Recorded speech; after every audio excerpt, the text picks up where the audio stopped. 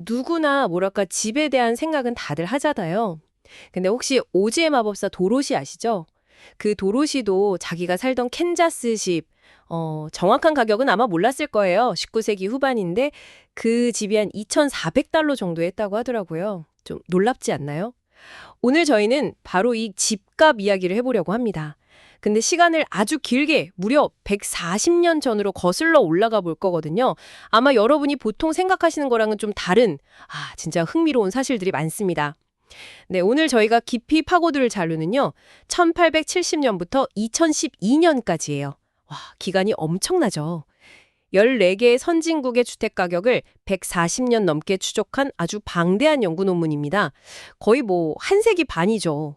자, 이 방대한 데이터 속에서 과연 뭘 발견할 수 있을까요?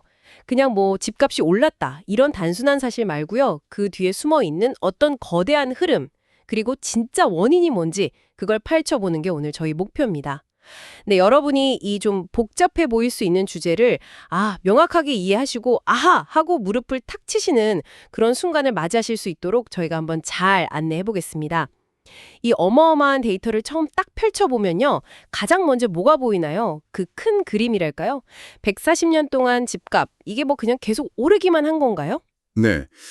일단 결론부터 딱 말씀드리면 이 14개 선진국에서 실질 주택 가격, 그러니까 물가 오른 것 빼고 진짜 가치만 보면요. 1900년 이후로 평균 한 3배 정도 올랐습니다. 연평균으로 계산하면 1% 조금 넘는 거죠, 실질 상승률이. 근데 여기서 되게 재밌는 게 같은 기간에 1인당 GDP 있잖아요? 개인 소득, 그 성장률보다는 낮았다는 거예요.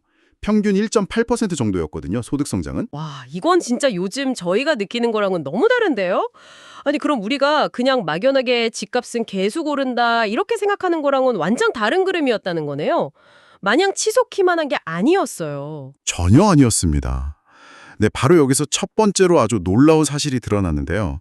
전체 가격 추세를 그래프로 쫙 그려보잖아요. 그럼 전형적인 그 하키스틱 모양이 나타납니다. 하키스틱이요? 그 스포츠 용품이요. 보통 경제 지표는 꾸준히 우상향하거나 아니면 변동성이 크거나 그러는데 그렇게 오랫동안 거의 멈춰 있다가 갑자기 팍 치솟는 패턴이라니 좀 특이하게 들리네요. 그게 어떤 모습인지 좀 더 자세히 설명해 주시죠. 네, 하키스틱 생각해 보시면 이렇게 길고 거의 평평한 손잡이 부분이 있잖아요. 그리고 끝에 가서 날카롭게 확 꺾여 올라가는 날 부분이 있고요. 주택 가격 그래프가 정말 딱 그 모양이에요. 그러니까 1870년대 후반부터 20세기 중반, 대략 제2차 세계대전 무렵까지요. 거의 한 70년, 80년 동안 실질 주택 가격은 정말 놀라울 정도로 안정적이었습니다. 아주 장기간 동안 거의 변동이 없거나 아주 완만하게 움직였죠. 심지어 그 소득이랑 비교하면 오히려 떨어지는 모습까지 보였어요. 잠깐만요. 근데 그 시기면 산업혁명 이후에 도시화 엄청나게 진행되고 인구도 늘고 사회 경제적으로 엄청난 변화가 있었던 때 아닌가요? 공장 들어서고 도시 커지는데 집값이 안정적이었다니? 지금 상식으로는 이게 잘 이해가 안 가는데요? 이게 첫 번째 반전 포인트네요, 정말. 네, 정확히 보셨습니다. 그런 엄청난 변화 속에서도 실질 집값은 거의 오르지 않았어요. 이게 바로 하키스틱의 길고 평평한 손잡이 부분인 거죠. 그러다가 2차 세계대전 끝나고 나서 특히 한 1950년대부터 상황이 완전히 달라집니다. 갑자기 스틱의 그 날 부분처럼 가격이 아주 가파르게 치솟기 시작해요. 바로 이때부터 주택 가격이 소득 늘어나는 것보다 더 빨리 오르기 시작했고요. 특히 그 2008년 금융위기 터지기 직전까지 상승세가 정말 두드러졌습니다. 그리고 더 흥미로운 건요. 이 하키스틱 패턴이 특정 몇몇 나라만 그런 게 아니라는 거예요. 전쟁 때문에 피해를 크게 입었던 유럽 국가들이나 아니면 상대적으로 괜찮았던 미국, 캐나다, 호주 같은 나라들이나 대부분의 선진국에서 이 패턴이 다 공통적으로 나타났다는 겁니다. 그리고 도시 지역, 농촌 지역 가격 추세도 비슷했고요. 심지어는 농지 가격에서도 비슷한 패턴, 그러니까 2차 대전 전까지는 안정적이다가 그 이후에 급등하는 모습이 관찰됐어요. 와, 2차 세계대전 이후에 도대체 뭐가 그렇게 달라졌길래요? 거의 한 세기 가까이 잠잠했던 집값이 갑자기 이렇게 극적으로 치솟이 시작한 걸까요? 혹시 전쟁 끝나고 나서 집 자체가 엄청 좋아졌다거나 아니면 건물을 짓는 비용? 건축비가 확 비싸졌거나 그런 이유 때문일까요? 여기가 진짜 궁금해지는데요. 네, 맞아요. 충분히 그렇게 생각해 볼 수 있죠. 실제로 2차 대전 이후에 주택의 질은 뭐 옛날하고 비교도 안 되게 좋아졌잖아요. 상하수도 들어오고 전기 들어오고 중앙난방 같은 거 다 보편화되면서 주거 환경 자체가 엄청 개선됐죠. 그리고 건축 비용도요. 1950년대부터 한 70년대까지는 건설 노동자 임금도 오르고 하면서 상당히 올랐습니다. 근데 여기서 또 결정적인 반전이 있어요. 1970년대 이후로 넘어가면요. 실질 건축 비용 상승세가 눈에 띄게 둔화돼요. 심지어 안정화되는 모습까지 보입니다. 뭐 기술이 발전해서 효율성이 높아진 영향도 있겠죠. 근데 진짜 이상한 건 건축 비용 상승이 거의 멈춘 그 이후에도 주택 가격은 계속 그것도 더 가파르게 올랐다는 사실이에요. 건물을 짓는 비용 자체가 70년대 이후로는 주된 가격 상승 요인이 아니었다면 그럼 대체 뭐가 가격을 그렇게 끌어올린 걸까요? 집이라는 게 결국 건물하고 땅, 이 두 가지로 이루어진 거잖아요. 그럼 남는 건 땅인가요? 바로 그겁니다. 네, 핵심은 땅에 있었습니다. 이 연구가 정말 중요한 기여를 한 것 중 하나가 주택 가격을 건물 가격하고 토지 가격으로 이렇게 분해해서 분석했다는 점이에요. 뭐 간단히 설명드리면 이런 방식인데요. 전체 집값이 오른 거에서 순수하게 건물을 새로 짓는 비용이 오른 만큼을 싹 빼면 그 나머지는 결국 그 건물이 서 있는 땅값 상승분이라고 볼 수 있다. 이런 거죠. 땅값이군요. 아, 그거 생각나네요. 마크 트웨인이 했던 말이었던가요? 땅을 사라, 더 이상 만들어내지 않으니까. 이런 유명한 말 있잖아요. 네, 딱 그 말처럼 토지의 희소성이 부각되는 결과가 나온 거죠. 분석 결과는 아주 명확했습니다. 이렇게 추정한 주거용 토지의 가격 변동 그래프를 그려보니까요. 전체 주택 가격 그래프랑 거의 뭐 완벽하게 똑같은 하키스틱 패턴을 보인 거예요. 1차 세계대전 이전까지는 실질 토지 가격이 굉장히 안정적이었고요. 심지어 두 차례 세계대전 사이 그 전강기에는 오히려 하락했어요. 그러다가 1950년대 이후부터 서서히 오르기 시작하더니 1980년대 이후로는 그야말로 폭등세를 보입니다. 그래서 결론적으로 보면 1950년 이후에 주택 가격이 오른 것의 대부분, 뭐 나라마다 조금씩 차이는 있지만 평균적으로 봤을 때 약 80%가 바로 이 토지 가격 상승 때문이었다는 겁니다. 건물을 짓는 비용, 즉 건축 비용이 주택 가격 상승에 기여한 부분은 진짜 상대적으로 아주 미미했어요. 예를 들면 프랑스는 93%, 캐나다랑 노르웨이는 95%에 달하는 주택 가격 상승이 그냥 오롯이 토지 가격 상승으로 설명될 정도였습니다. 와, 진짜 놀라운 결과네요. 우리가 이렇게 비싼 돈 주고 사는 집의 가치 상승분, 그 대부분이 사실상 건물이 아니라 땅값 상승 때문이었다니. 근데 그래도 아직 풀리지 않는 궁금증이 있어요.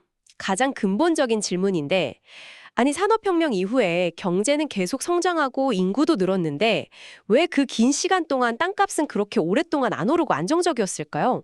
그러니까 19세기 후반부터 20세기 중반까지요.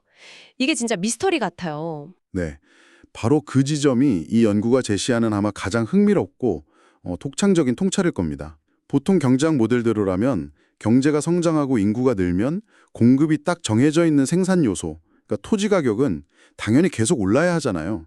근데 실제 역사는 그렇지 않았다는 거죠. 연구진은 19세기 후반부터 20세기 초반에 걸쳐서 전 세계적으로 일어난 교통혁명이 이 미스터리를 푸는 열쇠라고 주장을 합니다. 뚫을 수가 있었죠? 보통 생각하면 교통이 편리해지면 그 주변 땅값은 더 오르는 게 일반적이지 않나요? 네, 아주 좋은 질문입니다. 물론 교통이 발달하면 특정 지역의 땅값이 오르는 효과도 당연히 있었겠죠. 근데 여기서 말하는 교통혁명의 효과는 훨씬 더 거시적인 차원이었어요. 19세기 후반부터 20세기 초반까지 전 세계적으로 철도망이 진짜 폭발적으로 확장됐습니다. 실제로 이 연구 대상 14개국의 철도 촌 길이를 보면요. 두 차례 세계대전 사이에 딱 정점을 찍고 그 이후로는 거의 늘지 않았어요. 그리고 동시에 증기선 기술 같은 게 발달하면서 바다로 물건 나르는 비용, 해상 운송 비용도 엄청나게 떨어졌죠. 1870년에서 1914년 사이에 상품 가격 대비 운송비가 무려 50%나 하락했다는 연구 결과도 있을 정도예요. 자, 이게 뭘 의미하냐면요. 이전에는 경제적으로 봤을 때 너무 멀어서 사실상 쓸 수 없었던 아주 방대한 양의 새로운 토지들이 갑자기 경제 시스템 안으로 확 들어오게 됐다는 겁니다. 철도가 내륙 깊숙한 곳까지 사람과 물건을 치러 날랐고 또 싸진 해상 운송 덕분에 대륙 간의 농산물 교역 같은 게 활발해지면서 마치 시장에 새로운 땅이 엄청나게 쏟아져 나온 것과 같은 그런 효과를 만들어낸 거죠. 아, 네, 이제 이해가 되네요. 그러니까 인구가 늘고 소득이 증가하면서 토지에 대한 수요는 계속 커졌는데 이 교통혁명 덕분에 경제적으로 이용 가능한 토지의 공급이 그 수요 증가를 상쇄하고도 남을 만큼 그냥 폭발적으로 늘어나 버리니까 전체적인 땅값 상승 압력이 억눌렸다는 거군요. 와, 마치 보이지 않는 손이 땅값을 꽉 붙잡고 있었던 것 같은 느낌이네요. 진짜 흥미로운 해석입니다. 네, 그런 셈이죠. 교통혁명이 토지라는 요소의 희소성을 일시적으로나마 아주 크게 완화시켰던 겁니다. 하지만 이 마법 같은 효과는 영원하지 않았어요. 20세기 중반 이후로는 항공운송 같은 새로운 기술도 나오긴 했지만 과거 철도나 증기선만큼 운송 비용을 그렇게 획기적으로 떨어뜨리진 못했습니다. 운송 비용 하락 속도가 눈에 띄게 둔화되면서 토지는 다시 경제학 교과서에서 흔히 가정하는 것처럼 공급이 고정된 희소한 자원으로서의 본성을 드러내기 시작한 거죠. 그렇군요. 그 거대한 억제 요인이었던 교통혁명의 힘이 서서히 약해지면서 드디어 땅값이 오르기 시작했다. 이런 이야기네요. 그럼 그 이후에요. 특히 2차 대전 이후에 땅값 그리고 결과적으로 집값 상승을 더 부추긴 요인들은 구체적으로 뭐였을까요?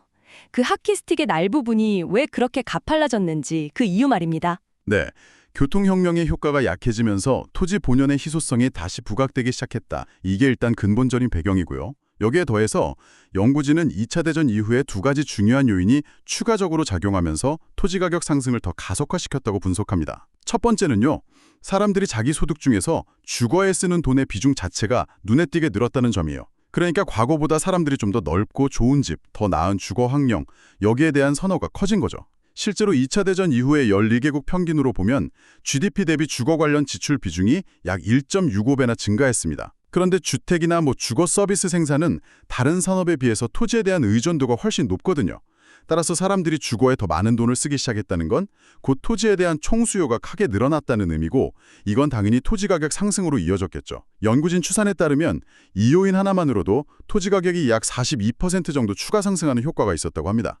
사람들이 집에 더 많은 가치를 두게 되고 또 기꺼이 더 많은 돈을 쓰기 시작하면서 그 수요 자체가 땅값을 더 밀어 올렸다. 이 말씀이시군요. 그럼 두 번째 요인은 뭔가요? 두 번째 요인은 토지 이용 규제의 강화입니다. 이 연구에서 직접적으로 정량 분석을 하진 않았지만요.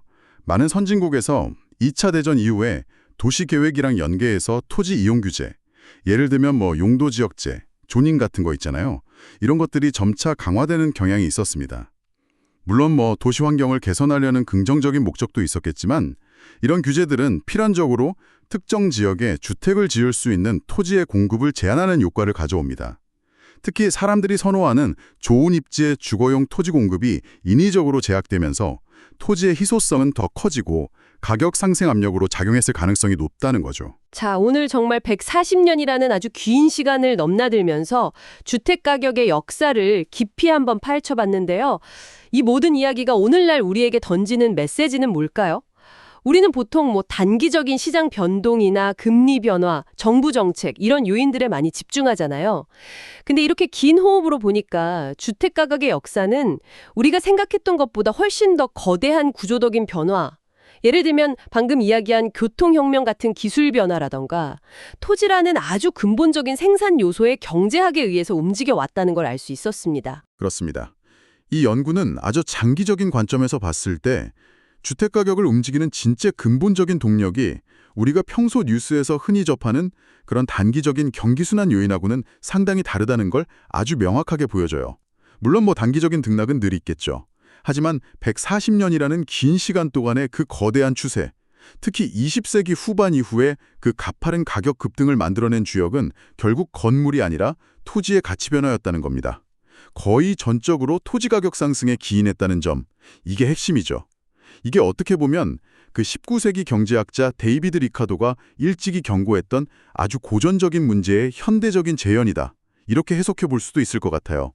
리카도는 토지처럼 공급이 딱 제한된 생산 요소 때문에 경제 성장의 과실이 결국 토지를 가진 사람들한테 좀 불균형하게 돌아가고 이게 사회적인 불평등을 심화시킬 수 있다. 이렇게 우려했었거든요.